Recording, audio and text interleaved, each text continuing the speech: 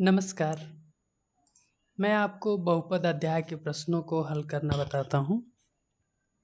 प्रश्नावली 2.1 इसमें जो प्रश्न है, देखिए, निम्नलिखित व्यंजकों में कौन-कौन एक चर में बहुपद है और कौन-कौन नहीं है? कारण के साथ अपने उत्तर दीजिए। तो बहुपद जो है, उसको पहचानने का तरीका यही है कि उसमें एक पूर्ण रूप से चर होगा और कम से कम 2 बार आया होगा। ओके, तो 2 पदों में या 2 से अधिक पदों में चर होना चाहिए, जैसे कि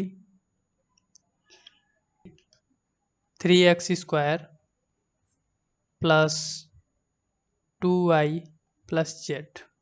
ओके, तो इसमें 2 पदों में 1, 2, 3 पद है इसमें जो जुड़े हुए हैं एक दूसरे से। तो 3 पदों में एक चर है। ओके, अचर 3 है और चर x² है। यहाँ पर अचर 2 है और चर y है। तो इस तरह से रहेगा। अभी ये फर्स्ट क्वेश्चन में दिख रहा है x² 4x² minus 3x plus 7, इन दोनों में x पूर्ण रूप से है। ओके, परिमित चर नहीं होना चाहिए। मतलब जैसे x टू पावर -1 है, इसको हम लिख सकते हैं x 1/x। ओके, इसको दूसरी तरह से हम लिख सकते हैं, x जब ऊपर जाता है, x के ऊपर घात 1 रहता है। किसी भी संख्या चर या अचर के ऊपर एक घात रहता है बिना लिखे। ओके, तो ऊपर जाएगा तो इस घात जो इसके ऊपर प्लस में है वो माइनस में हो जाएगा, x⁻⁻1। ओके, हमें पता चल गया कि ये फर्स्ट जो है वो बहुपद है, क्योंकि उसमें x पूर्ण रूप से मौजूद है। दूसरे क्वेश्चन में एक पद में y² है, परंतु दूसरे पद में कोई चर नहीं है, केवल अचर है। ओके, तो ये बहुपद नहीं है। ओके, तीसरा प्रश्न जो है,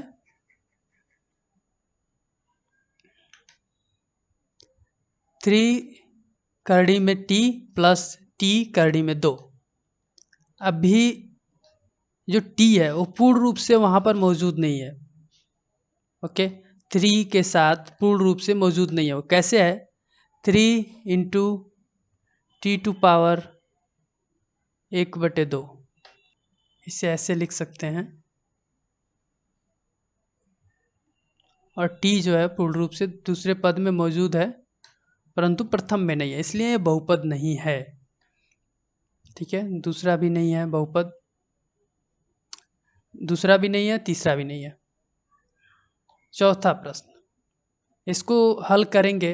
चौथा प्रश्न जो है उसे हम लिख सकते हैं y प्लस 2 है। y के ऊपर हम एक पावर मान सकते हैं, एक घात मानेंगे, और y जब ऊपर लेंगे तो y⁻⁻1 हो जाएगा। तो इस स्थिति में पूर्ण रूप से y यहाँ पर मौजूद नहीं है, इसलिए इसे हम बहुपद नहीं कह सकते। ओके, तो ये भी नहीं है, चौथा नंबर भी बहुपद नहीं है। पांचवा है, ये तो साफ साफ बहुपद है, x⁻10 plus y⁻3 plus t⁻50। तो इसमें जो चर हैं अलग अलग पदों में वो पूर्ण रूप से हैं। ओके, अभी दूसरा क्वेश्चन पे जाते हैं। दूसरा क्वेश्चन, निम्नलिखित में से प्रत्येक में x² का गुणांक लिखिए। तो x² का गुणांक क्या है? अभी जो x² है, ओके, तो उसके साथ क्या मल्टीप्लाई में है ये हमको लिखना है। अभी यदि फर्स्ट क्वेश्चन को लेते हैं तो इसमें x² के साथ 1 × x² is equal to x²। तो किसी भी पद के साथ एक का गुणा रहता है, उसे लिखें या ना लिखें। दूसरा क्वेश्चन है 2 minus x square plus x cube. अभी हम सिंपली चाहें तो लिख सकते हैं कि इसका गुणांक -1 है, क्योंकि एक अंक ही पूछ रहा है तो हमको -1 लिख सकते हैं। ओके। थर्ड क्वेश्चन में x π/2। Fourth there is no x square, तो इसको तो नहीं लिख सकते, पर एक तरीका है इसका भी, एक लिखने का तरीका हो सकता है। करीम 2 into x square by x -1, तो एक्स से एक्स कट जाएगा, बराबर दोनों अंश और हर में एक्स का गुणा कर दिए, तो करीम 2/, एक्स इसका गुणांक हो सकता है, एक्स स्क्वायर का गुणांक, इसे लिख सकते हैं हाइपोथेटिकली। यह 35 घात के द्विपद x to power 35 plus y to power 35 हो गया। 100 घात का एक पद ही, कोई भी 3x टू पावर 100।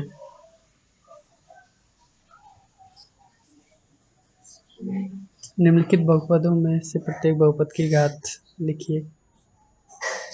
तो किसी भी चर के साथ जो मैक्सिमम घात है, जो पावर है, उसको उसकी बहुपद की घात लिख सकते हैं। जैसे इसमें x टू पावर 3 है तो उसकी घात हो गई, यहाँ पर y टू पावर 2 है, इसका घात हो गया। यहाँ पर भले ही t के ऊपर कुछ पावर नहीं दिख रहा है, बट एक्चुअल में उस पर 1 है पावर। किसी भी संख्या के ऊपर एक पावर होता है। कौन कौन से बहुपद रैखिक हैं, कौन द्विघाती और कौन त्रिघाती है? रैखिक, जिसमें कोई भी चर जो है एक से ज़्यादा पावर का ना हो, जैसे एक्स स्क्वायर एक्स क्यूब ऐसे ना हो, ज़्यादा ना हो, सिर्फ एक्स हो, जस्ट एक्स, ये भी बहुपद है। तो ये सवाल थे। Okay, this was it about the first chapter. Okay, done.